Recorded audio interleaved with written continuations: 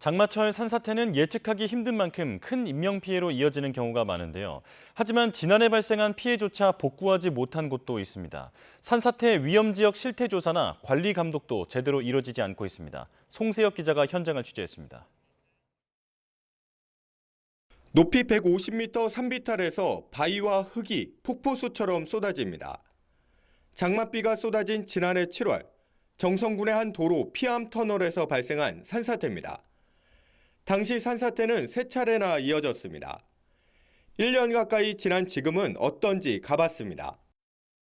터널이 있던 자리입니다. 20여 미터 구간이 흔적도 없이 사라졌습니다. 주변 곳곳엔 집채만한 바위들이 산더미처럼 쌓여 있습니다. 금방이라도 무너질 듯 위태로워 보이는 비탈면에서는 추가 붕괴를 막기 위해 철망을 설치하는 작업이 한창입니다. 아래쪽에서는 중장비가 떨어진 바위와 흙을 치우느라 바쁩니다.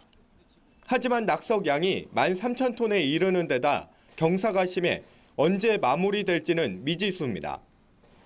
1년 가까이 도로가 통제되면서 먼 길로 돌아다니는 주민들의 불편은 이만저만이 아닙니다. 복구도 안 됐지만 하는 중인데 하더라도 또 무너질까 봐 또 걱정이죠. 그리고 가까운 길 놔두고 멀리 돌아다니니까 아주 불편하죠. 전국 산사태 취약 지역은 2만여 곳. 문제는 인명피해가 난 산사태 대부분이 취약 지역이 아닌 곳에서 발생했다는 점입니다. 실태 조사가 제대로 이루어지지 않고 있는 겁니다.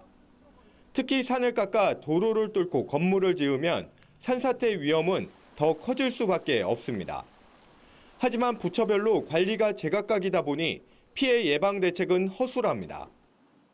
사람이 건드린 거는 산사태가 80~90% 나는데 그거는 산림청에서 고려할 수가 하지 않아요. 왜냐하면 자기네 관할이 아니거든요. 태양광이면 산자부, 주택이면 주택과 바뀌어버려요. 소관부서가.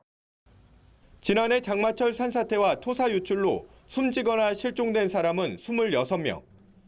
전문가들은 산사태 우려 지역을 신고하는 제도를 만들고 행정당국과 주민 간 정보를 공유하는 등 민관 합동 대응 체계를 세우는 게 시급하다고 입을 모읍니다.